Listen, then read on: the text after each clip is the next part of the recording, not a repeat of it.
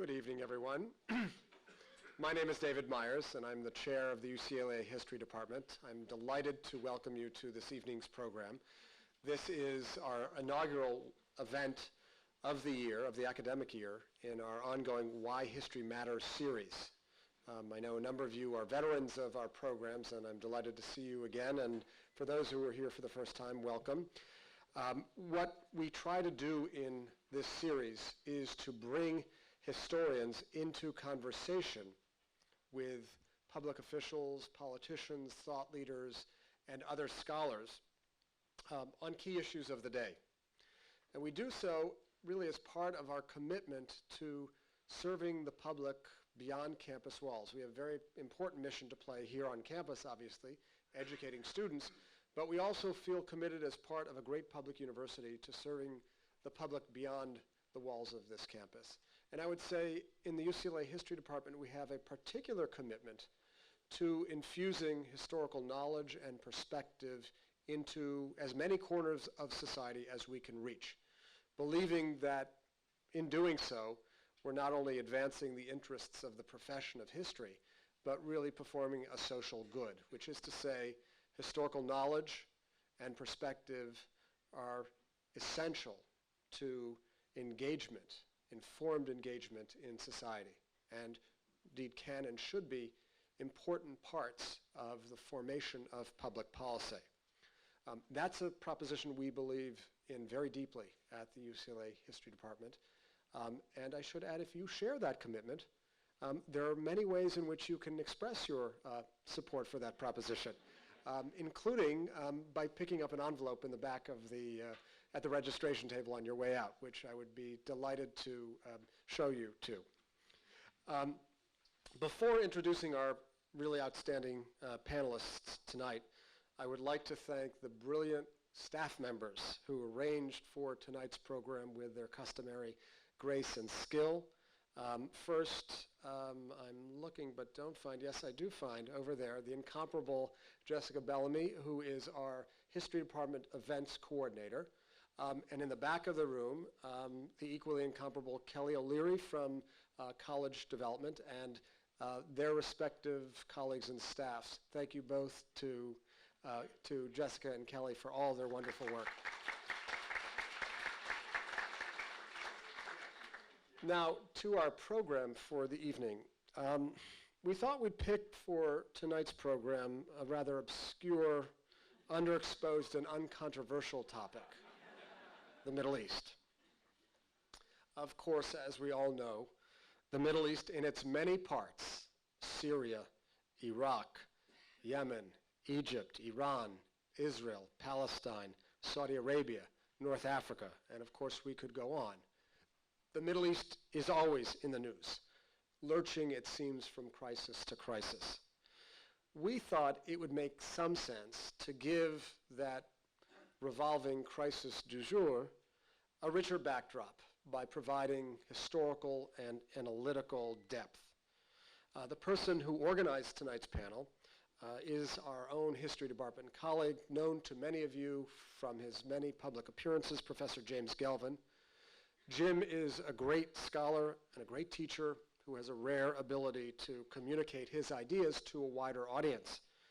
He was planning to be the moderator tonight, but alas, one of our panelists, Stephen Heidemann from the United States Institute of Peace, has been felled by the flu and won't be with us tonight. Jim graciously agreed to take Stephen's place on the panel, and I will step into the role of moderator. The way we'll work is that each of our panelists will take about 10 minutes to lay out their thoughts on the past, present, and future of the Middle East, or that portion of the Middle East that they're interested in discussing, after which I'll follow up with some questions, and then time permitting, we'll open to questions from the audience, and when we do so, we'll ask you to come to one of the microphones in the front of the room. At the end of the evening, we will adjourn upstairs to the museum's atrium for a reception. And so now, without further ado, I'm going to introduce at the outset all three of our panelists who will then speak in serial fashion. So our first speaker tonight will be James Gelvin, who is a professor of modern Middle Eastern history at the University of California, Los Angeles. Let me just say that there are fuller biographies of all of the participants in your brochure. I'm just going to give an abbreviated version in the name of time.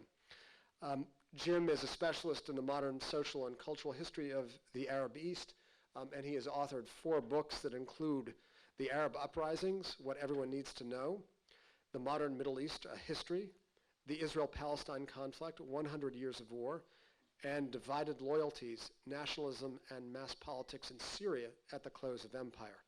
He's written many other articles and chapters in books. He's also edited, most recently, a volume entitled Global Muslims in the Age of Steam and Print. We will next hear from Marina Ottaway, who is a senior scholar at the Woodrow Wilson Center in Washington, D.C., and a longtime analyst of political transformations in Africa, the Balkans, and the Middle East. She's currently working on a project at the Wilson Center about the countries involved in the Arab Spring and Iraq. She joined the Wilson Center after 14 years at the Carnegie Endowment for International Peace, during which time she played a central role in launching the Middle East program there. She is the author of 9 books and has edited 6, among the most recent of which are Getting to Pluralism, co-authored with Amr Hamzawi, and Yemen on the Brink, a topical theme for our discussion tonight, co-edited with Christopher Busek. And then finally, we will hear, as our third panelist, from Robert S. Ford, who is a senior fellow at the Middle East Institute in Washington, where he studies and writes about the Levant and North Africa. After serving as the U.S. ambassador to Syria from 2010 to 2014. In this role, he was the State Department lead on Syria, proposing and implementing policy and developing common strategies with European and Middle Eastern allies to contain and try to resolve the Syria crisis. Prior to this time, Ambassador Ford was the deputy ambassador to Iraq from 2008 to 2010, and before that he served as U.S. ambassador to Algeria from 2006 to 2008. He has appeared frequently on many different television stations and radio stations, including CNN, PBS, Fox, MSNBC, NPR, the BBC, and Arabic news networks. He has also been published in the New York Times and Foreign Policy. Please join me in welcoming our 3 panelists for this evening. And to kick us off for the evening, I turn now to my colleague, Professor James Gelvin. Jim? Thank you. Thank you, David. Thank you to my fellow panelists. I'm very honored, actually, to be on the same stage with 2 of the people who I've read and admired for quite a long time. What I want to do is to kick things off by presenting pretty much an overview, because we are currently in the midst of probably the most contentious period in the history of the Middle East since World War I, and certainly since 1958. Since 2009, 18 of 20 states in the Middle East North Africa region have experienced civil disorder, mass protests, uprisings, or a combination of the 3. In perhaps 5 states, Bahrain, Iraq, Syria, and perhaps Jordan and Iran, they were regime threatening. In 3 states, Tunisia, Egypt, and Yemen, they forced the removal of autocrats. In 1 state, Libya, they overthrew a regime. In a vast majority of states, there was violence, although several, Syria, Libya, Yemen, and Iraq, stand out in particular in terms of violence. Total disintegration might be on the horizon for 4 states in the region, including Libya, Yemen, Syria, and Iraq. Sectarianism, always lurking under the surface in Syria and Iraq, has increasingly become the foundation for political loyalties in both places. Sectarianism also led once again to periods of sustained violence in Lebanon, and even manifested itself publicly in Turkey. Finally, in the wake of the void left by a hesitant United States, a number of local players, Saudi Arabia and Iran, Saudi Arabia and Qatar, and a bit more unsteadily, Turkey, vie against each other to define the contours of the future Middle East in a manner reminiscent of the Arab Cold War of the 1950s. Now that's the bad news, but how bad is it? Recently, there's been a lot of discussion about the artificiality of the borders of the states in the region and the fragility of the states in the region. My fundamental argument is a bit different, that in spite of appearances, the regional state system as it is now constituted is likely to hold, with one or two exceptions I'll go into in a couple of minutes. Now, why do I say this, since all the evidence seems to point in the opposite direction? The reason I say that is because history matters. In spite of the fact that there are currently at least 8 boundary disputes among the states of the Persian Gulf littoral, in spite of the fact that Syria never renounced its claim to the Turkish province of Hatay, although it came very close, in spite of the fact that land for peace deal between Syria and Israel remains elusive, and in spite of the fact that the Sahrawi and Palestinian questions have yet to be resolved, the state system in the Middle East has been remarkably stable for more than 50 years, or at least since the British withdrew from the Gulf in 1971. There are 2 reasons this is the case. First, although weak states such as Libya and Yemen appear on the verge of disintegration, and while sectarian and ethnic identities compete with a national one in Syria and seem to have trumped it in Iraq, it is just as true, as a number of political scientists have argued, that most national attachments in the region have grown stronger since the early days of state formation. There are 2 reasons for this as well. First, the passage of time. Although most member states of the state system in the region received their complete independence only after the Second World War, the process of formulating distinct national identities began to form even before independence. Ever since, states have engaged their citizens in common practices. They've developed their own internal markets and divisions of labor. They've jealously guarded their borders. They've rewritten their histories, and indeed they have produced enough of their own histories to be able to differentiate themselves from their neighbors. As a result, with the exception of the unification of North and South Yemen in 1990, no attempt to adjust state borders by negotiation, including the short-lived union between Egypt and Syria, bore fruit in the post-colonial era. The second reason the state system has been relatively stable over the past half-century has been the support for that system that's been provided by great powers and local powers. Among the great powers, of course, first was Great Britain, then the United States. Regional actors also intervened as well. For example, the Iranians intervened in the Dhofar Rebellion in Oman in 1962. The Syrians intervened in the Lebanese Civil War in 1976. And decades of Saudi intervention in Yemeni affairs brings us to what we have today, pretty much. Great power intervention has occurred whenever some strongman or national liberation movement has risen to the surface, threatening to upset the balance of power or great power interests. Britain twice intervened in Oman, 1959, 1975, to crush rebellions that would have divided that country. The British again intervened in the Gulf in 1961 to protect newly independent Kuwait from its northern neighbor, which claimed it as Iraq's 19th province. Saddam Hussein reasserted that claim in 1990. Once again, foreign intervention forced an Iraqi retreat. And does anyone really believe that the United States launched a war on ISIS, the main immediate destabilizing threat to the state system, to protect Yazidis and American personnel on the ground? So what's motivated the great powers?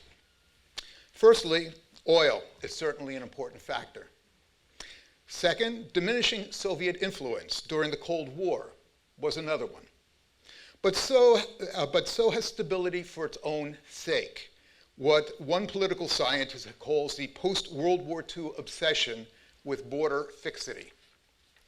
Events that unfolded after the outbreak of the Arab uprisings in 2010, 2011 have complicated this picture somewhat. In Tunisia and Egypt, for example, the popularity of patriotic rap and hip-hop music reaffirmed distinct national identities. Even in Syria, the national flag is a ubiquitous symbol in demonstrations that are still being held in more than 70 cities. But then there are the cases of Yemen and Libya. That the international community might allow the disintegration of these two states indicates their marginal importance to the regional and international order. On the other hand, it is unlikely that the international community will countenance the breakup of Syria or Iraq. Much too much is at stake, from the Syrian-Israeli conflict to the problems that an irredentist Kurdish state would cause. For Syria, the most likely scenario is what former UN Ambassador Lakhdar Brahimi called Somalization. That is, like Somalia, Syria would continue along as a failed state. Some parts of the country, the Damascus-Aleppo line and points west, will be controlled by the government. Other parts, including rural areas and border areas, will be controlled by one or another militia. One wag has recently described Syria as Mad Max meets The Sopranos. In the meantime, Syria will hold a permanent seat at the United Nations and issue postage stamps and passports. Iraq, too, will probably escape fragmentation. Instead, it is entirely possible that Iraq's future lies in the regionalization of that country. The central government is likely to have limited control over outlying areas. Those areas will be organized into regional units, which the Constitution allows. There is already a Kurdish regional government, for example, which most of you have heard of. To that might be added a Sunni regional government and a Shia regional government, ruling over autonomous areas with unstable borders, probably after a period of ethnic cleansing. Thus, whatever the fantasies of ISIS, soon to be eradicated in Iraq and hemmed in Syria, it appears that the current state system in the Middle East is here to stay for the time being. Thank you. Thank you very much, Jim.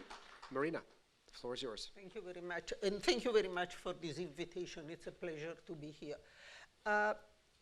What I'm going to talk about is the future of political Islam in the region. I'm just going to be able to skim the surface of what is a very complicated issue, and I'll give you a very simplified version of what is happening now, but it's an important enough issue that it's worthwhile trying to outline it at least.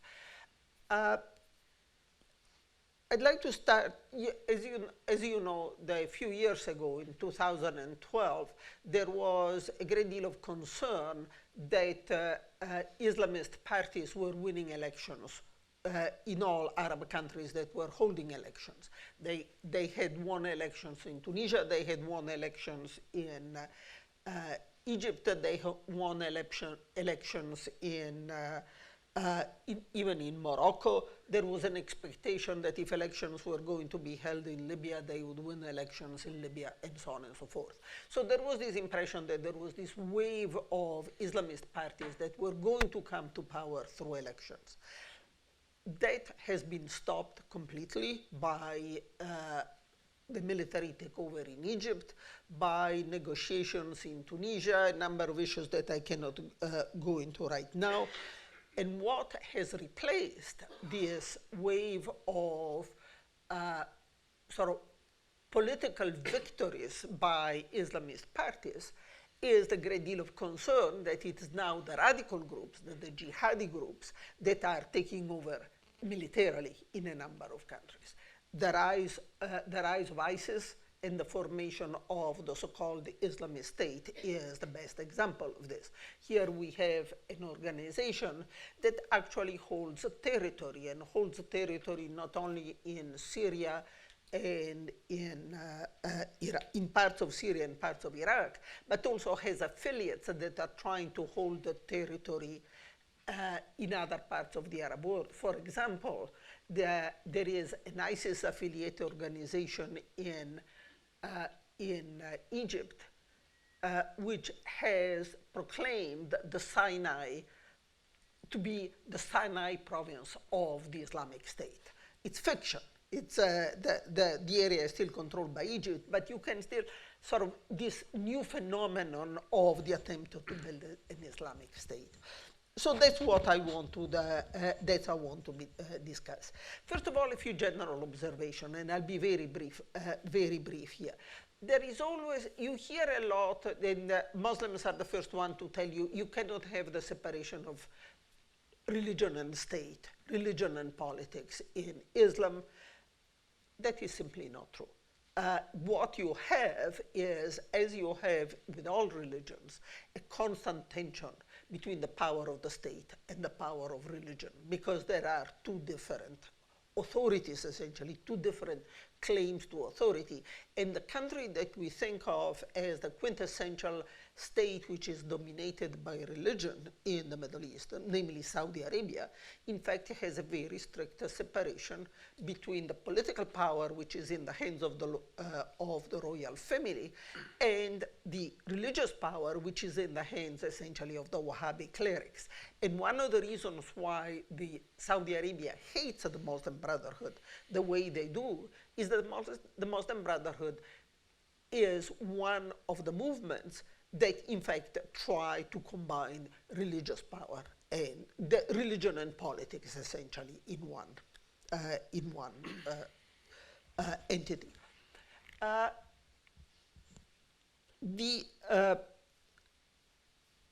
modern political Islam, that is, modern movements that call themselves Islamic, have a common source. And the common source is the foundation of the Muslim Brotherhood in Egypt in 1928, I think, 27, 28. This is when modern political Islam starts.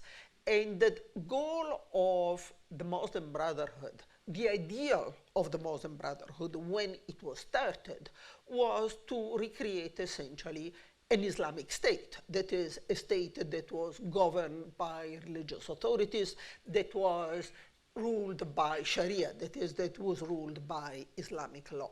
But, and there is a big but, the founder of the Muslim Brotherhood, Hassan al-Banna, did not believe that that was possible at the time, because he believed that the society was too corrupt.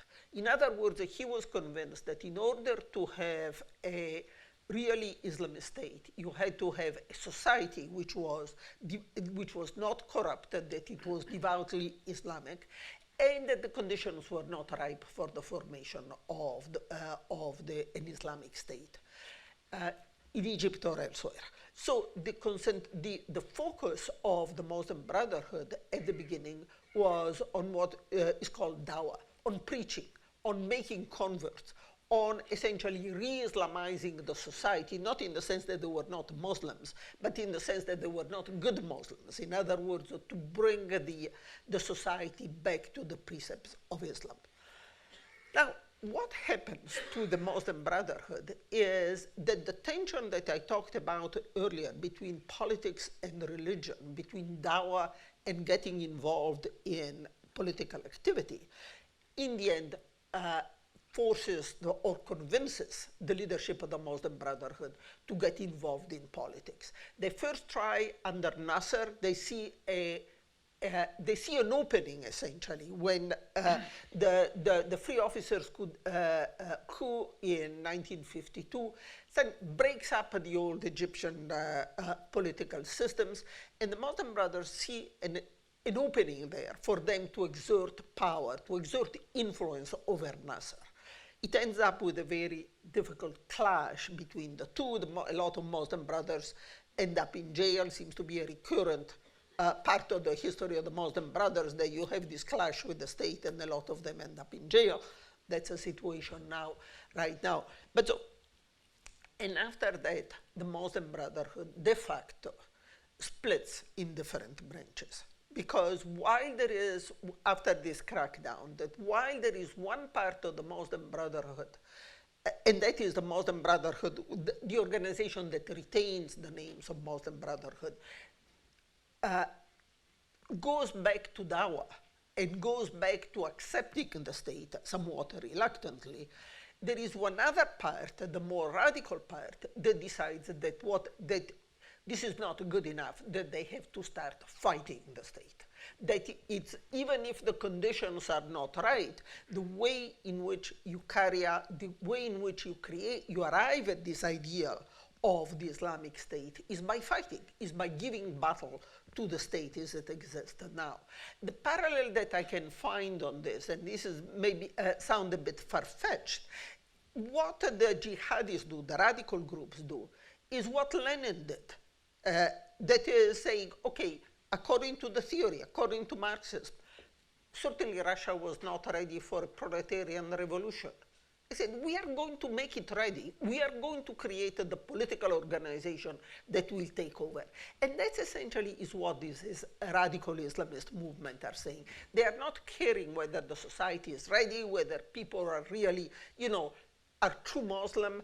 And essentially they are saying, to hell with Dawah, we are going to fight for the creation of the Islamic State. So you have these two different directions in which this political Islam has been moving ever since. The moderate side, which is the old Muslim Brotherhood that retains the name of the Muslim Brotherhood, over the course of the years, but particularly in the 80s and 90s, first totally gave up the idea of violence. And I think the people who gave up the idea of violence were honest and were sincere in it. I think much of the leadership of the Muslim Brotherhood in the last decades is not going to go back to violence. But they also decided that it is compatible with Islam, essentially, to become involved in the political activities in the legal political activities of the country they are living in, even if does not necessarily lead to the formation of an Islamic state. So that they accepted the idea of democracy, they accepted the idea of political participation, they start participating in elections in countries where they are allowed, which are not very many, but in the early 2000s, there were 7 countries where the Islamist parties were competing in elections. It was a very widespread movement that was taking place. Unfortunately, what happened to that part of the Islamist of political Islamist movements is that they got crushed. They got crushed in Egypt. They won resounding victories in 1912, first in the parliamentary election, then in the presidential elections, and then a year later you have a military coup d'etat, and since then the organization has been pretty much destroyed. In other countries, for example, it's very interesting in Morocco, they are the party that has the most votes. They control the prime minister position, and they have absolutely no power, because in the end the king runs circles around them, and the power is still in the palace rather than being in the hands of the prime minister. And in Tunisia, you have a process of negotiation between secularist parties and Islamist parties, and they are limping along, essentially. The things are going relatively well, but the Muslim Brothers have established that they cannot be sidelined, but they no longer control the government. Yeah. The other side, that is the radical side of the Islamist movement, is what has given rise, and I really don't have the time to go into details, but it's what has given rise first to Al-Qaeda, to various other jihadi organizations, Gamal al-Islamiyah in Egypt, for example, the group that was responsible for the assassination of President Anwar Sadat back in 1981, and now, of course, the Islamic State. The real danger at this point, and that's where I want to end, is that because the more moderate part of the of political Islam has been pretty much crushed right now, and it's really in decline right now, what is happening is that it's becoming very easy for the radicals to recruit more people. I have talked to surviving members of the Muslim Brotherhood in Egypt. I have talked to some of the moderate, one of the most important moderate Islamist movement in Bahrain, and so on, others. And what I get is from everybody is the same reply. That is, we cannot get the youth interest in what we are doing any longer. In other words, we are losing. It's not that the old leadership is changing their position. I talked about having renounced violence. It's not that they are changing their position, but they are very open in the fact that they can no longer attract the youth to this position. And that is what, and we know the problem of people going and joining ISIS instead. Let me leave it there. It's a very broad sketch, but let me leave it there. Thank you very much, Marina.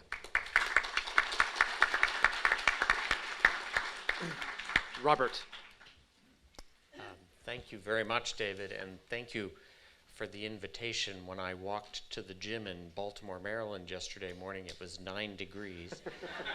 I'm not kidding. And David is sending me back tomorrow. I'm really honored to be here. I feel a little embarrassed to be at the table with James and Marina, who are real scholars and experts in the field, and I am not. And I am reminded of a story of Oscar Wilde and a friend of his in London in the 1920s, who was a famous British professor, archaeologist, who had spent decades studying ancient civilizations and was asked to give a talk at the British Museum, but was told he had to limit it to half an hour, and he felt this was not fair because he thought half an hour isn't much time, and he sort of blustered to Oscar Wilde, "How can I possibly explain everything I know in 30 minutes?" And Oscar Wilde told him to speak slowly. So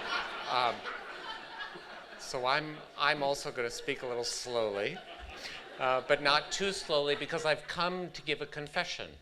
And the reason I came here was the title of the lecture actually intrigued me, Why History Matters.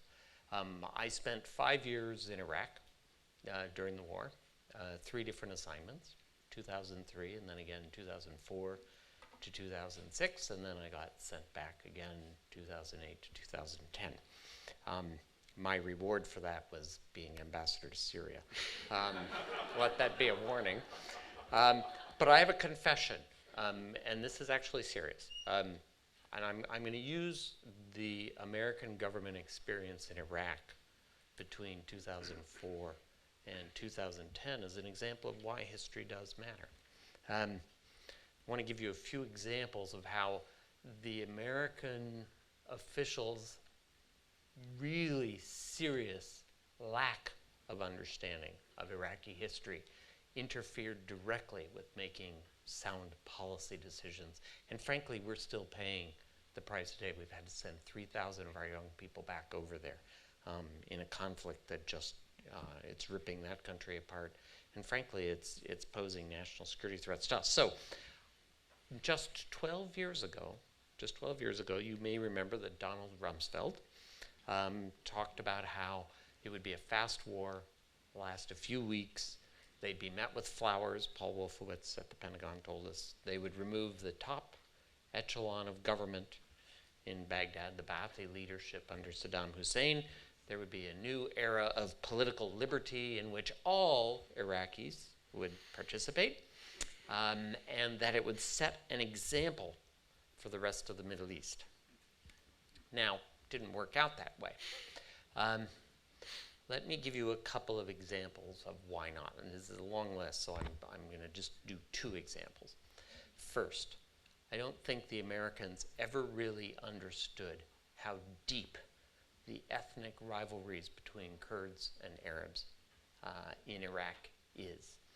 I used to sit quite frequently with the former president of Iraq, a man named Jalal Talabani, who's one of the nicest people you'll ever meet among politics in the Middle East. Self-deprecating, great sense of humor, used to tell jokes about himself. He's the only Arab leader I ever saw do that, or Middle Eastern leader, is a Kurd. Well, he's Kurdish, but Arab League member. And what's interesting about him, and I'll come back to that, is he had a particular outlook. But Talabani used to sit and talk to us about the impressions of British political agents in northern Iraq at the end of the 19th century and the beginning of the 20th century. He used to quote frequently a book to us by a guy named C.J. Edmonds, who was actually was a British Army colonel, but who spoke fluent Kurdish and fluent Arabic, and wrote a book, you can actually find it, called Kurds, Arabs, and Turks. Talabani gave me a copy of the book as a going away present, which was very nice. And the book actually goes into some detail about the city of Kirkuk and that region up there in northern Iraq and the importance of the Kurdish communities and their preponderance in Kirkuk, say, roughly 100 years ago. That, of course, changed, especially during the time of Saddam Hussein, when Arabs were resettled up into the Kirkuk area. Whole clans from tribes were brought up. Saddam brought them there basically to make sure that the Kurds did not control the oil resources. But the Kurds never forgot that. In fact, they even have evidence from people like C.J. Edmonds of their influence. I don't think there was a single person in the American government who had ever heard of C.J. Edmonds, and I am positive, because we asked around, that none of us had ever read the book, or any book like it. His is not the only book like that. And so we had a real hard time understanding why the Kurds were so focused on Kirkuk and the area around it. We kept talking to them about increasing their influence in Baghdad, and they kept talking to us about their historical claim to Kirkuk. It would be sort of like trying to understand why the French were so fixated on Alsace-Lorraine in 1925, and you would be talking to them about, oh, no, you don't need to worry about Alsace. I said 1925, I should have said 1905, when their irredentist claims were still very strong. So we just never understood that. Now, in addition, we didn't fully understand the Arab side of this either, and this matters also.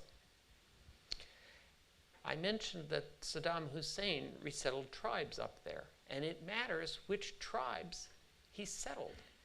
He took people from the Shia tribes in south central Iraq, not Sunnis, Shia. And so as this Kirkuk issue got sticky in 2005 and 2006, it wasn't just the Sunnis complaining, it was people that we were fighting on the Shia side, like Muqtada Sadr and the Jaish al-Mahdi. And we kept wondering, why on earth does Muqtada Sadr care about Kirkuk? He's not a Sunni. But there were Shia tribes people up there who had been there now 30 years, 40 years, and they were very concerned about their homes.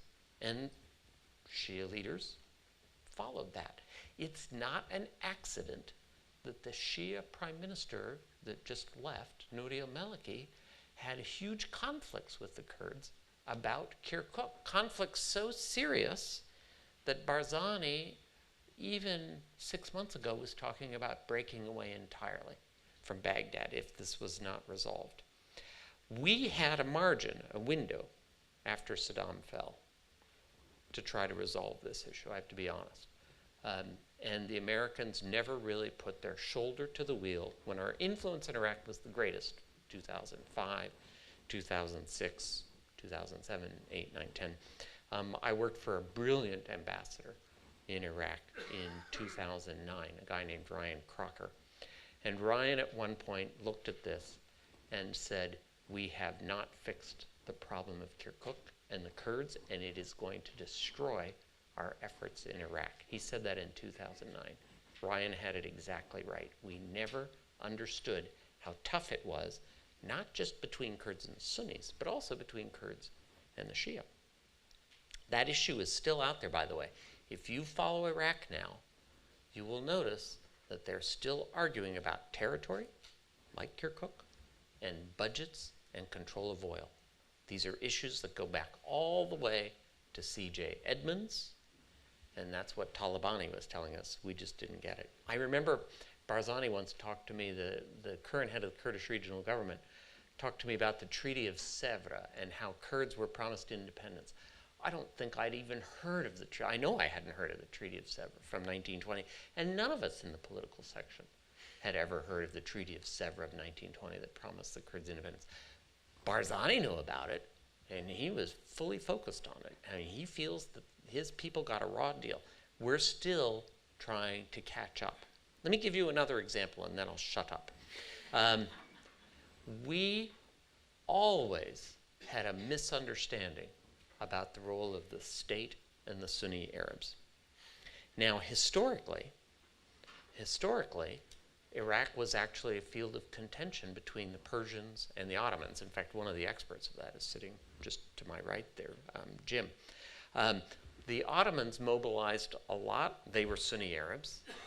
The Persians had a dynasty called the Safavid dynasty, which actually converted the whole country to Shia in the 16th century, if I'm right. In part, the Safavids did that to reinforce Persian identity against the Ottomans. In this competition between Sunni Ottoman Turkey and Shia Persians, the Ottomans mobilized a lot of Sunni Arabs in places like Mosul and Tikrit to serve in the Ottoman army. In fact, a lot of those Sunni Arabs ended up going to Constantinople to be trained at the Ottoman War College, and they became, in a sense, the existing Iraqi business military elite. That goes all the way back to the Ottoman period. Along comes the American Army in 2003 and Paul Bremer, and we disbanded the Iraqi army. And in doing that, we disenfranchised basically a quarter of the population. I don't think Bremer thought about it that way. He just thought the Iraqi army was a tool of repression and it needed to be disbanded. And Kurds, who didn't like Sunni Arabs, were pushing him to do that. And Shia were pushing him to do that because they had suffered at the hands of that army. He didn't really think about the impact of that on the Sunni Arabs. When finally the Americans sort of figured this out, and I mean, as Churchill said, the Americans will always do everything, make all the wrong choices until they've exhausted those, and then they'll do the right thing. When we finally figured that out, we said, okay, we've got to get Sunnis back into the fold. But again, we didn't really understand Sunni Arabs very well. I remember what I was talking about, a business and military elite that dates back to the Ottoman period. So who were we trying to get to represent that Sunni Arab community? And I have to say I was very involved in this. We were trying to get representatives from Bedouin tribes in western Iraq who frankly do not represent places like Mosul and Tikrit. We were trying to get Muslim Brotherhood, who again don't really represent that elite. If you look today at the leadership in the Sunni Arab community down in Baghdad, they're not Muslim brothers and they're not Bedouin sheikhs. They're from this elite that I talked about. And so let me project forward a little bit. We didn't understand how deep the hostility between the Shia and the Sunni are. But I'm just going to tell you one apocryphal story and it'll give you a good sense of it. There was a leader in the Shia community, a guy named Muhammad Bakr Sadr from one of the most prominent Shia religious families in Najaf. When the Iran-Iraq war started, he began to agitate the Iranian Revolution, giving the Iraqi Shia hope that perhaps they could get the yoke off or at least ease it a little bit. He was arrested by Saddam's secret police and was killed by having nails driven into his head. People don't forget stuff like that. So when the Shia came back into power behind American tanks and Bremer disbanded the army, which had been, in a sense, Sunni dominated, and the Ba'ath Party, top leaders, again, from the Sunnis, naturally, you got a very ugly reaction. And that's what we saw during the period, say, 2005, 6, 7, 8, 9. Going forward, the challenge is going to be how to take these disenfranchised Sunni Arabs who have joined the Islamic State, but many of them really are not Islamists at all. They're ex-business, they're ex-military, they're ex-government elite, but they've been disenfranchised. How do we get them out of the Islamic State and back into the mainstream of politics? That's going to be a challenge. I have one bit of good news. The new defense minister is from that business military elite. It's a guy named Khalid Obeid. He's not a Bedouin sheikh, finally. He's from Mosul. And then longer term, as I think Jim mentioned, they'll have to figure out a way to decentralize. But even decentralization in a place like Iraq or Syria is going to be very hard, again, because history matters. Those states, when they were set up, were heavily centralized. And during the 1950s, a long time ago, 60 years ago, the whole move was state direction. When we tried to decentralize in Iraq, the Americans, of course, loving decentralization, we never found local administrators who were accustomed to running a budget. I could tell you stories about that. Making local decisions, not referring them back up to the ministry in Baghdad. So this is a whole culture. And history matters because history shapes that culture. And so going forward in places like Syria and Iraq, decentralization may well be part of the answer, but it's going to take time. Thank you very much for the invitation. Thank you very much. So there's much to pick up on in all of your very stimulating remarks, but maybe we'll begin, Robert, with you. I'm curious if we can shift the focus just a little to another country you know a little bit about, which you alluded to at the end of your remarks, namely Syria. And I'm curious. It's time for me to go. Yeah. You know, I really appreciate the fact that you engaged our theme as directly as you did. And I'm wondering, to continue it, how well have we learned our history in Syria? And do we see a similar historical deficit there? I mean, it was very glaring to many of us with the American invasion of Iraq. How profound is it there, and how do you see it disabling or not our efforts and the efforts of many in the West to bring some form of resolution to the conflict? First, this is a true story. So they tell me, okay, you're going to Syria as ambassador. I said, thank you so much. What books should I read to get ready?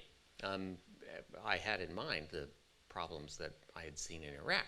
This is a true story. My boss, a very senior person at the State Department, said to me, oh, you don't need to read any books. Just watch The Sopranos. I'm not, this is a true story. So I have to say, again, I don't think we fully understood. I certainly didn't, and I was the American ambassador. I certainly knew that there was, you know, the issue of the Alawi minority dominating the security services and dominating the economy, but I don't think I understood fully how much resentment there was among the Sunni Arab community.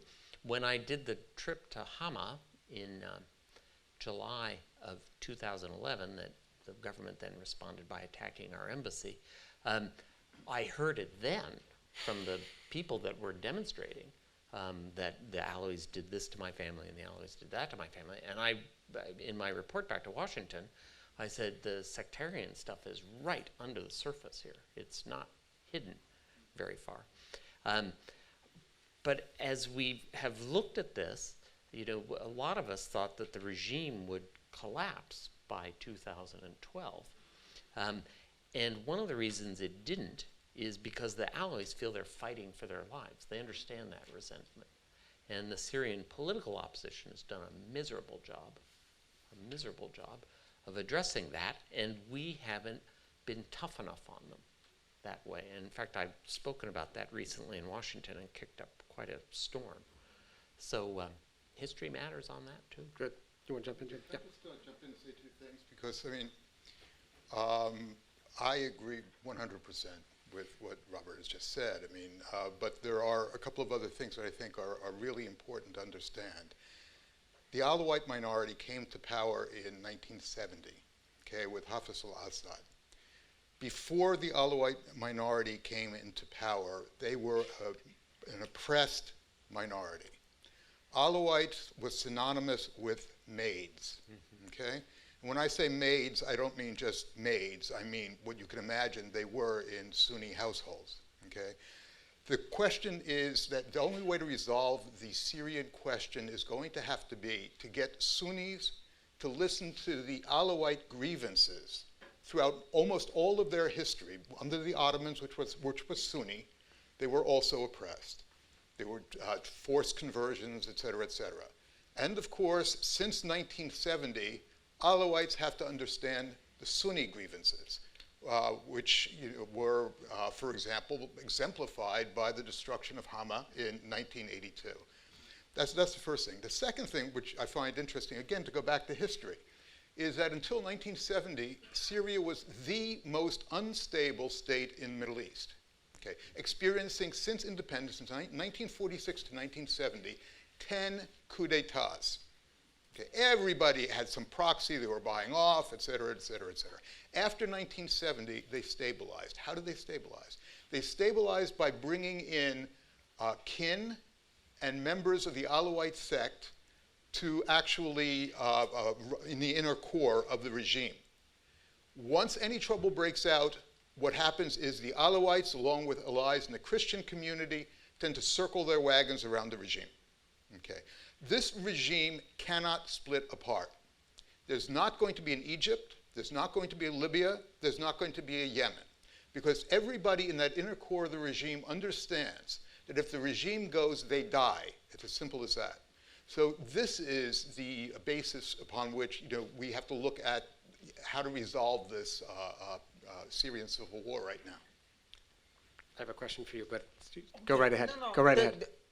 I just wanted to bring up briefly the issue. Yes, history matters. The difficult, and I think, the example the ambassador just gave us are rather appalling, because this was it was a degree of, well, and it was well known, degree of neglecting history. The problem is that it's not so easy to work into the policy, even if you are more aware of it, because some of these issues are devilishly complicated. In some of these issues, there are so many contradictions. Let me just pick up on this issue of decentralization. It's difficult to think how a country like Iraq or a country like Syria at this point can stay together except in a very decentralized fashion. At the same time, I think it's very important to keep in mind that throughout the Middle East, the concept of federalism is a dirty word. And I will not go in why this is the case, it's all very complicated. But essentially, while we think of federalism as being a good thing, in the Middle East, it really means you are destroying the state. And so, even if we are aware that only decentralization can solve these problems, then what do we do about it? Good. So I want to ask a question, Marina, of you that follows on a key point that emerged out of Robert's and Jim's comments, which is the prominence and importance of ethnic divides.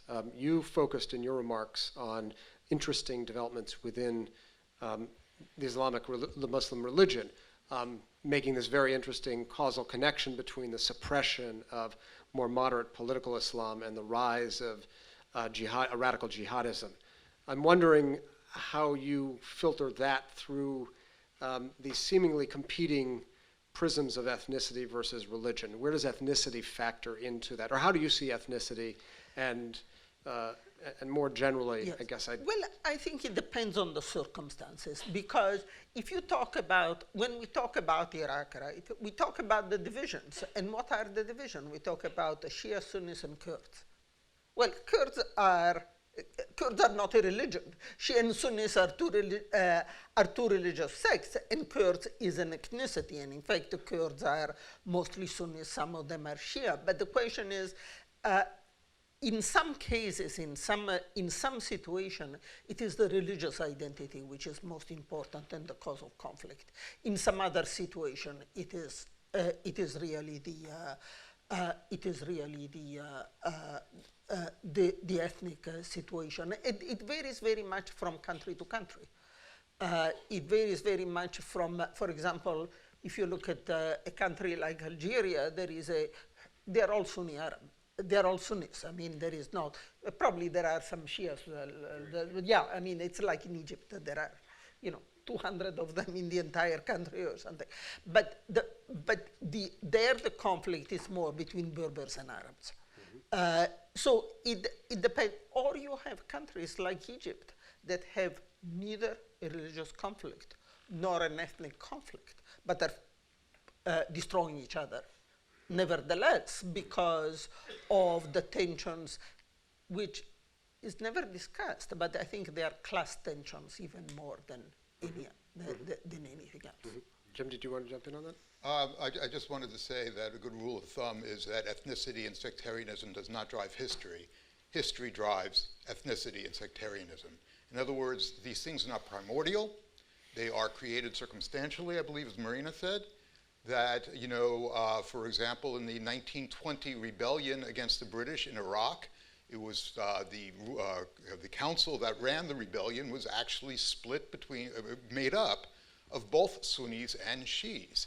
And it was British policy, actually, to try to split this council up by driving a wedge between the Sunnis and Shiis and actually succeeding in doing that. The problem with sectarianism is this. The problem with sectarianism is once it appears, it's very difficult to get rid of.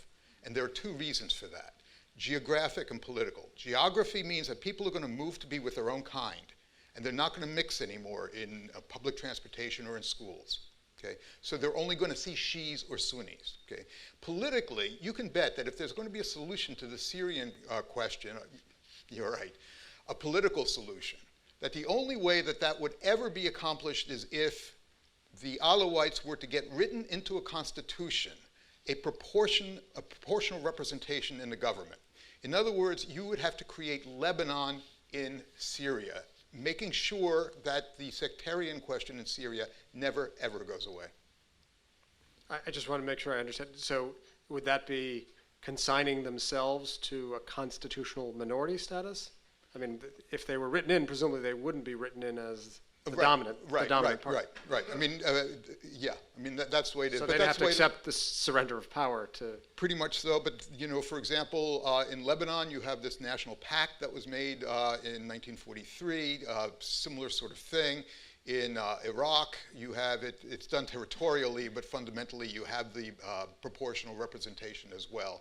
The only way, of course, that the Alawites would sign on to this sort of thing, and this is why I said it's not going to happen, but it's the only way to avoid complete decimation. Okay, Marina, I want to just come back, if I can, to a question that intrigues me, which is, do I hear in your framing of the connection between moderate political Islam and jihadi Islam a critique of American policy for not doing enough to support moderate political Islam, or not? Or if you were an American policymaker, how would you go about correcting what seems to be a flaw in strategic logic?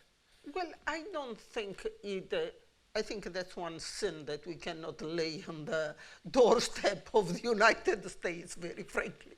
And I think the United States did the right thing in Egypt in 2012 by accepting the Muslim Brotherhood government. The United States has been pushing these countries to hold elections. The elections in Egypt in 2012, they were recognized as free and fair. The United States recognized the Muslim Brotherhood government. And I think at that point they did the only thing that they could do. Now, unfortunately, that created a narrative on the part of Egyptians opposed to the Muslim Brotherhood that the United States wanted the Muslim Brothers to win the election. And the ambassador here probably knows better than I do, but I suspect that it's the last thing the United States wanted, for the Muslim Brothers to win the elections, that what they would have liked is for secular liberal parties to win the elections, with the Muslim Brotherhood still being part of the political system. That's not the way it turned out. But that created this very strong anti-American sentiment on the part of many Egyptians, and then led the United States to the present situation where we cannot decide, we don't know how to deal with Egypt. It's, in the sense that Egypt, after all, had a coup d'etat that, although we don't call it a coup d'etat, but when the military takes over from a civilian government, the only definition is a coup d'etat. Whether the coup d'etat was justified or not, you can quibble about that, but the definition of a coup d'etat, it's a coup d'etat, but we cannot decide exactly how to deal with this government now, because we want to maintain the good relations, but at the same time we don't like what they are doing. So, Ambassador Ford, how are we playing this balance between support of moderate political Islam and combating radical jihadi Islam? It's a great question. I don't think we have a single policy, David.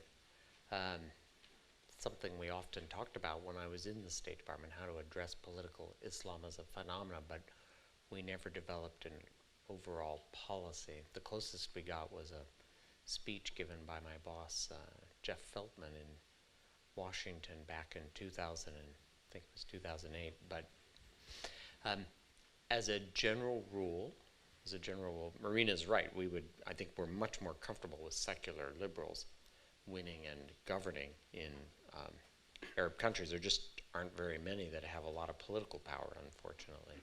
And so we kind of have to deal with Muslim Brotherhood people that might be in government for a while. They were in Tunisia, for example. The prime minister was from a Muslim Brotherhood-related party.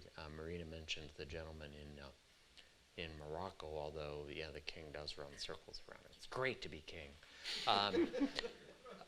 And there are plenty of conservative Muslims in places like Kuwait and Bahrain, in parliaments there, and we deal with them, at least we talk to them.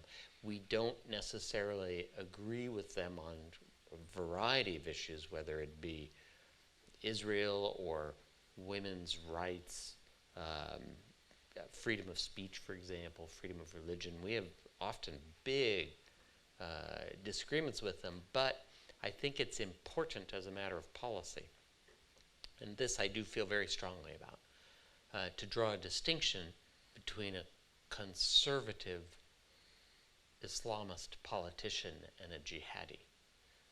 To me, a jihadi is someone who wants to create an Islamic state and will impose it at the gunpoint or knife point. Lately it's knife point. Whereas there are lots of conservative Islamists who want to create a more religiously oriented, call it an Islamic state if you want, but who are willing, at least so far, to play by the rules of the game. I think those people are our best option for extracting over time some element out of the jihadi movements in places like Iraq and Syria and bringing them back into the mainstream of politics. I would be very sad if I thought we have to kill all of the young Syrians that are in the Islamic State in Syria, because I doubt very much that most of them joined for ideological reasons. They may have become committed over time to the Islamic State, but they may be able to be brought back. This, by the way, is very controversial in policy. It's very hard for people in Washington to dig into what is the ideology of a particular group, its background. You talked about the Muslim Brotherhood's background. This is just something that very few people in government are conversant with. And it's a real problem then when they're trying to figure out how to work with them, you know. So it'd be like sort of trying to understand the modern Republican Party and not understanding Reagan and Goldwater. I'm serious. Yeah.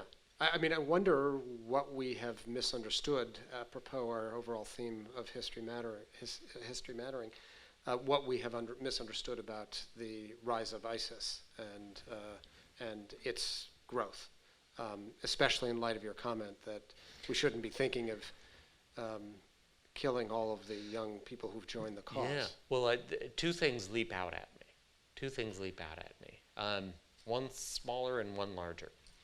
The first is, as I mentioned, a lot of the people in Iraq that are fighting alongside the Islamic State are not themselves dedicated Islamists. They're former elites during the time of Saddam Hussein, and their families were elites going back into the Ottoman period who were disenfranchised by first Paul Bremer and then the Iraqi government afterwards, culminating in Nouri al-Maliki.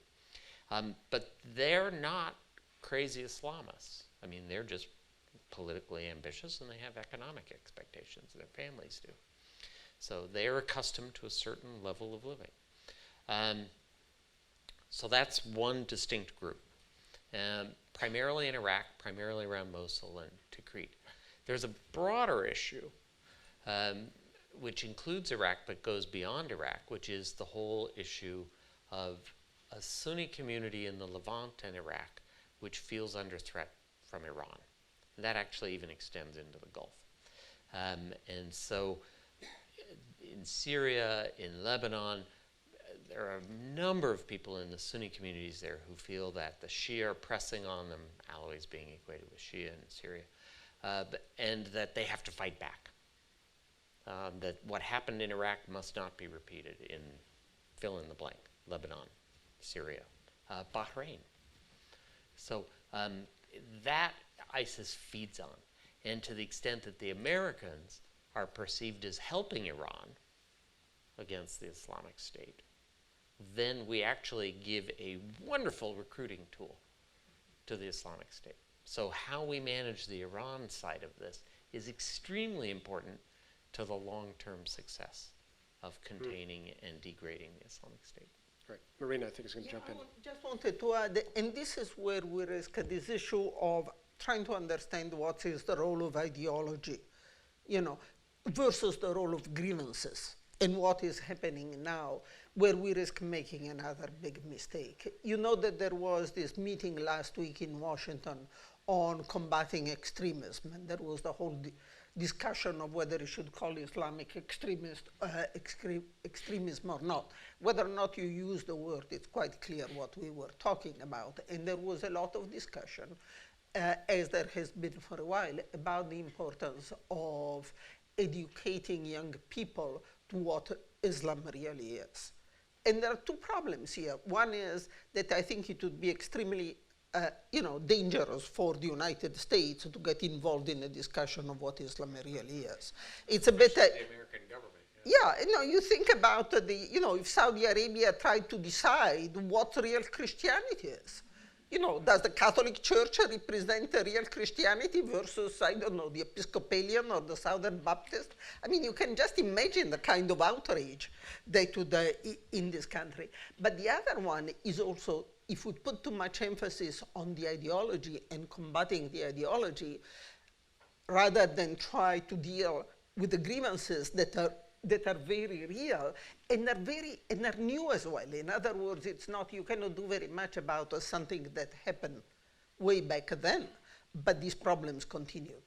This sense of discrimination continues now.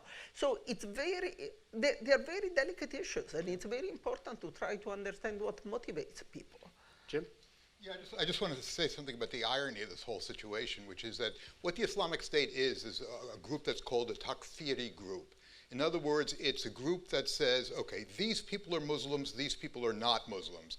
And it takes, for example, Shiis and says, these Shiis are not real Muslims, and so therefore they're apostates and we can kill them. Now, flash to the conference last week in Washington, D.C.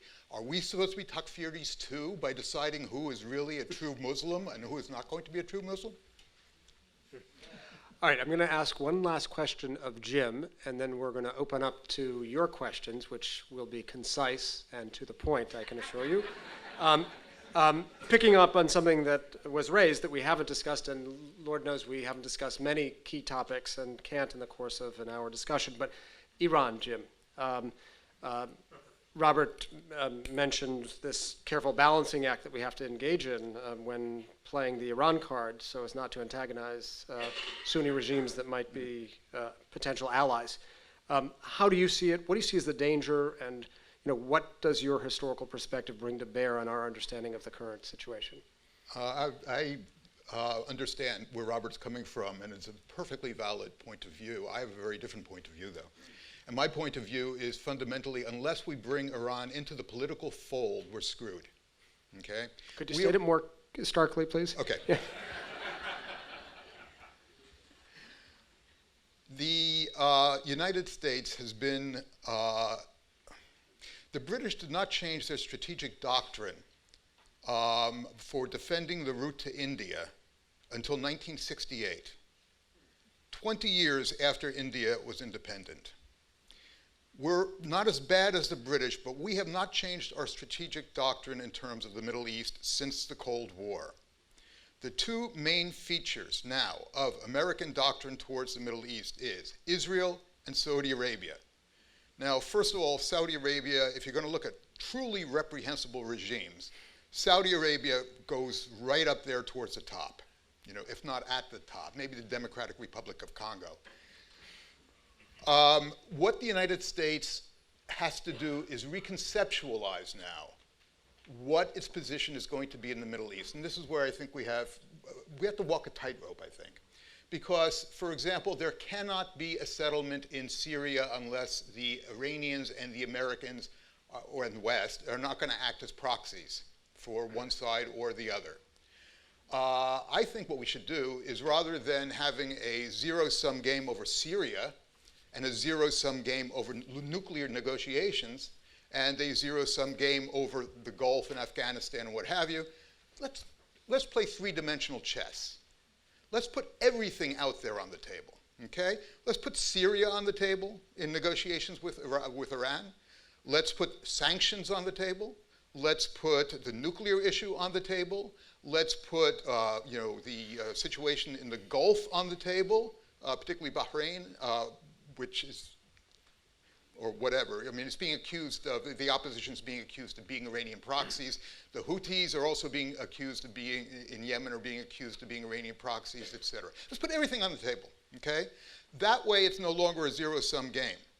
That way Rouhani could go back to his people and say, look, I gave in on Syria, but we got the sanctions lifted, That way there's trade-offs and not a zero-sum game. The unfortunate aspect of that is that they have their Republican Guard, they have their radicals, and we have Ted Cruz. Okay, I'm going to invite the audience to come down to the microphones and pose questions. If you could come down, that would be great, because I don't think we have mobile mics. And what I'm going to do is ask you to frame your questions very briefly, and we're going to take a number of questions in one batch so that we can assure that more people will have the opportunity to pose questions. And I'll ask the panelists just to take notes, and you'll be able to respond to those questions most relevant to you. Yes, please. We keep pushing elections on all these countries. How do we persuade illiterate, strongly Muslim fellaheen in Egyptian villages to vote for what Ms. Ottaway called the liberal government? Okay, thank you. So we're going to hold off on answering. Yes, please. So since the strategic doctrine hasn't changed from the United States in many years since the Cold War, what are the odds in the next 5 to 10 years the U.S. sends ground troops back into the Middle East to deal with the stability in the region? Thank you very much. Yes, sir. Yes, I'd like to know if each of the speakers were the right-hand trusted advisor to President Obama, what would they recommend regarding ISIS? Thank you. Gina. What lessons should we have learned from the experience of the Islamic Revolution in Iran and the way the United States dealt with that? Okay, thank you. And last question in this batch. Could you explain the Arab Spring and how it got started and what is it and President Obama's role in it? You've come to the right place. We have the world's leading expert on exactly that question right here. And after his answer, you should go out and buy his book on exactly this question, The Arab Uprisings. And, and for your family, yeah.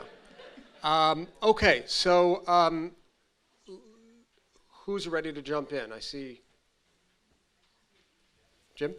Let me just jump in on the question of the misnamed Arab Spring. Okay, there are a number of reasons why Arab Spring is bad name for what's been occurring. The first reason was, first of all, that none of the uprisings took place in the spring. The closest was the Syrian that took place and started on the 19th of March. That was 2 days before the vernal equinox. Another reason why, the term itself is, I think inappropriate is that it gave us a sugar rush. And then we had a sugar crash. It was such a joyous thing to see these kids out there in Tahrir Square, when any rational person looking at this stuff knows that it's not going to be an overnight thing. You don't dislodge the Egyptian state, in 18 days in Tahrir Square. It's stronger than that. But the most important thing that I think about the name Arab Spring is the fact that what it does is it places what took place within the Arab world within a specific time framework, from December of 2010 through March of 2011. Maybe you can throw in the Jordanian stuff of November of 2014, the Palestinian stuff, but it cuts it off from what's really happening. Okay? What is really happening? If you want to talk about rebellions, mass rebellions, popular protests in the Middle East for human rights and democratic transition, you can go back to 1980 with the Berber Spring and the Black October riots and 2 Kuwaiti color revolutions, one of which gave women the right to vote, for example. The Damascus Spring of 2000, after there was a brief opening up, for example. The Kafaya movement in Egypt, which first demanded, for example, the removal of Hosni Mubarak, et cetera, et cetera, et cetera. Okay? So these things have a 30-year history. There was no Arab Spring. It's that 30-year history that we have to concentrate on. And the reason why you really want to do that is because if you look at it now from the standpoint of where things are right now, you have nothing but pessimism ahead of you. But if you look at things from the standpoint of a 30-year struggle for human rights and dignity and democracy, then you can see that this is a long-term process that's going to have to work itself out over a long period of time. And just briefly, my recommendations to Obama on ISIS. Frankly, the threat from ISIS, I believe, has been exaggerated. I don't know if the ambassador agrees with me on that. We can't even get an accurate count on how many people are. The CIA seems to be still sticking to their 31,000 count, whereas Wikipedia, for example, has 200,000. My students bring that to me all the time. It's hated wherever it rules. Its finances have been pretty much diminished considerably by the strikes on these mobile refineries, et cetera, et cetera. That the coalition that was spoken about, that Ambassador Ford spoke about, between former Ba'athis, religious fanatics, and tribal leaders is one of the most unstable sort of coalitions you could possibly imagine. That they've been taking hits from the American Air Force and from other air forces as well. I really think that what Obama did was he repeated the mistakes of George W. Bush when George W. Bush made al-Qaeda into an existential threat to the United States. Al-Qaeda is not an existential threat to the United States. The Soviet Union during the Cold War was. Marina, please. Yeah, the issue of the elections and what can we do to get the uneducated Egyptian to vote for liberal parties. First of all, you need to have liberal parties for people to vote for liberal parties. And I'll give you one example. And why is it that people are voting for the Islamists or voted for the Islamists when they could? The most important so-called liberal party in Egypt, and liberal parties are not very liberal, is the Wafd party. The Wafd party existed before the Muslim Brotherhood. Was formed, I think, in 1923 or 22 or 23.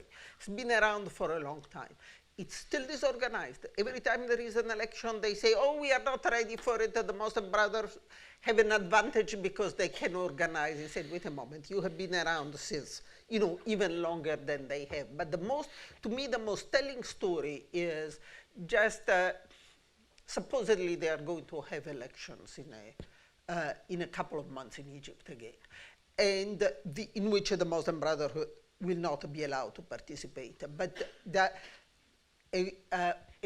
the top official of the WAFT party was talking about the problem of getting more votes in the election campaign. And he came out saying explicitly, we cannot go out and campaign in the villages. We cannot go out and campaign in the poor neighborhoods because people will want to know what we are going to do for them. And you say, well, good for them, essentially. You know, I think these so-called liberal parties are elite parties that have absolutely no roots in the society. And until those parties change, there is nobody for people to vote for. And I think, unfortunately, that's the situation. ISIS. Now, I think in the case of ISIS, I'm not going to give advice to President Obama. I don't have all the answers. But I think it's important to keep in mind. First of all, I think ISIS is a threat. Yes, they are unpopular. So were the Nazis in the European countries they occupied. That does not mean, therefore, that the fact they are unpopular, they are going to, to vanish into thin air. But I think ISIS is not just one thing. There are at least 3 aspects to it, and probably there are more than I cannot think of. And one is ISIS as an organization that holds a territory. The Islamic State in the narrow sense of the term. That is going to be defeated. Now, I think what is important is there has to be much greater buy-in by the allies. There is a move afoot, and I hope it's going to somewhere, for some of the Gulf countries and to try to work with Turkey to come up with a plan. I think it may be pie in the sky, but that certainly would be the best thing that can happen. If the United States will still have to provide air power, but that there has to be really more of a plan of what we are going to do, because right now I really don't think we have a plan of what happens after we bomb ISIS. The second aspect of ISIS is these networks of organizations that are declaring their allegiance to ISIS, right? I talked about the Sinai province of the Islamic State. There are groups in Libya that have declared their allegiance to ISIS and so on. And it seems to, in some cases, it's just, talk. In other cases, there are real connections. And these networks are going to be terribly difficult to dismantle. It's a question of intelligence, it's a question of following up. And the problem with these networks is that they change character. We were fighting Al-Qaeda, right? Al-Qaeda and its affiliates. And, ISIS comes from Al-Qaeda in Mesopotamia. At one point, it was sort of the mother organization, if I can call it, of ISIS, was an Al-Qaeda affiliate in Iraq. And these are going to continue changing. I think this network will continue changing, and they are going with us for a long time. And the third aspect of it is this huge, pond of grievances. It's what is sending the young people from the West and to go and join ISIS and so on, and that we are not going to get on top of very soon. Because I would argue that the people who go to fight ISIS, to fight along with ISIS now, are the same people who were, who in years past they have gone to fight in the Spanish Civil War, or who joined gangs in this country, or who joined the anarchists when anarchism was in other words, young people who are not satisfied with their lives, who have a lot of problems, essentially, and they are seeking a mixture of, redemption and adventure and so on and so forth. And that is not an aspect that we are going to get on top very early. Again, this conference, they talked a lot about job creation, about better education. Yes, all those things are important, but we are not going to solve the problem anytime soon. The Arab Spring, and I'll try to be very briefly on that, whatever you want to call it, and whether it's the best, I think it was something different from what had happened in the previous 30 years. That is, it is the first time that you have mass participation in many countries. The numbers were not as high of people participating in the demonstration, but there were still there were never millions, but there were still tens of thousands. And we never saw that kind of popular involvement before. So I think there was something qualitatively different. It did not go very far because essentially what leads to an uprising, it's very different from what leads to real change. And then what never existed, except to some extent in Tunisia behind the uprising, was a real organization. And that's why at this point in Egypt, all the so-called revolutionary youth, the ones who brought the crowds down to Tahrir, never managed to play a political role, and now they're all in jail. Okay, we're going to move to Robert. Let me just address two of the questions. I think we should try to talk about the question about the Islamic Revolution in Iran, but I want to think about that a little more. But on ground troops going back to the Middle East, this is my perception, and I heard the groans in the audience. Just to tell you, I was speaking to the World Affairs Council in Phoenix, Arizona 3 weeks ago, John McCain's home turf. The average income at the tables at the dinner was way beyond my average income. And when I said, we ought to be trying to avoid sending American forces into Iraq, I got applause. That's on John McCain's home turf. So I doubt right now, and any time in the near future, that there's going to be a push, serious push, aside from the Ted Cruz's of the world, to send American ground troops to go fight another war in the Middle East. I am reminded historically that I remember when the Vietnam War ended in 1973 for the Americans, helicopters taking off from the embassy, etc. And yet 20 years, not even 20 years later, 30 years I guess, we were back in such a war in Iraq. So I don't know that I wouldn't use the word never send them back, but I don't think it's anything politically that's likely in the near term. With respect to what to do about the Islamic State, I have 3 comments.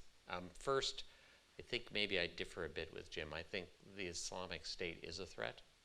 I don't think it's an existential threat. I mean, it can't destroy America, but they can cause us a lot of problems. It's a state. It's not a terror organization the way Al-Qaeda was. These guys aren't living in caves. They may not be the world's best administrators, but they got millions and millions and millions of dollars. They loot banks when they take over Iraq's second largest city, Mosul. They take over provincial capitals in places in Syria, for example, or in Tikrit. I mean, they have a lot of cash, much more than Osama bin Laden ever did.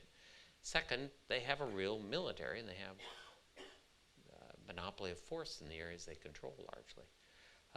Third, they have an administration. They administer schools. I'm not saying they administer them well, but they administer them. Hospitals, an energy sector. They pay salaries. They just came out, I saw a picture of it the other day, with the mathematics textbook for elementary schools in Iraq. I mean, this is not just a terror organization hiding out in caves. This is something that has greater ambitions, and it has greater resources, and it's very, very anti-Western. We may not be their number 1 target, we may be their number 2 or their number 3 target, but they have resources to cover a lot of targets. And if you read what they say on things like Twitter, which I do, it's pretty blood-curdling. I'm a former American official. I have a lot of sympathy with my colleagues in the American government that are trying to deal with this. Some of you may have seen that in, I think, New York, the police just arrested some people that were trying to go to Syria to fight. 2 of the men apparently had said they'd be willing to come back and after fighting in Syria and launch attacks here in the United States. It's great that they got caught. Thank God. But government work is never perfect. It can't be. It's human. And so I mean, we have to be realistic about, can the U.S. government indefinitely, can the Department of Homeland Security indefinitely, can the FBI indefinitely have a perfect track record? That's tough. And we just have to live with that. Thinking then, what to do, we have to have boots on the ground. And I sure as hell don't want American boots on the ground. I spent 5 years in Iraq trying to stand up an Iraqi government to get American boots off the ground in Iraq. But I do want Syrian boots on the ground in Syria, and I blame this administration for not making that possible. They have really not done the job, and I've been very public about that. We have to have Iraqi boots on the ground in Iraq. We should also understand this is a long-term effort. You don't fight an ideology just with boots on the ground. And some of the people in the Islamic State, not all of them, but some of them, are real ideologues, and they're driven by that. And then there's a grievance part, which Jim mentioned and Marina mentioned. And I think that's a really good distinction, ideology versus grievances. That's a good takeaway. We can work on grievances. I don't think the American government has a thing to say about ideology. I would much prefer, I liked your saying Saudis explaining Christianity. But we could, and we should, lend a hand on grievances. We are not perfect on these things, but we probably do have some help, some ideas, can arrange discussions, technical assistance to help address grievances, which are largely tied back to things like governance. And although the Americans are not expert in teaching other countries governance, at times, no, I'm serious, at times we have made a positive contribution. And if you doubt what I say, I want you to think about this. Why didn't Iraq totally blow up? And I will tell you one of the reasons is that it has a parliament which is imperfect as it is, and it is far, far, far from perfect. But it is a forum where Shia and Kurds and even Sunnis sometimes discuss and avert the worst of the bloodletting. And that parliament came from the Americans overthrowing the Saddam Hussein regime. I'm not justifying the war, but it's not 100% bad either. So. Okay. We're almost at the end of the formal part of our evening, but I would like to ask, by way of conclusion, each of our speakers in one word or word phrase to identify what they see as the greatest challenge to the region. Robert. Water and youth bulge. And? Youth bulge. Water and youth bulge. Surge of young people coming into the water and youth bulge. Labor market, housing market. Marina. Allowing some form of political participation. And water, of course, that goes without saying. Jim. To quote a famous politician, it's the economy, stupid. Okay. I think it's been a really stimulating evening, and I thank our three speakers for a really outstanding panel discussion.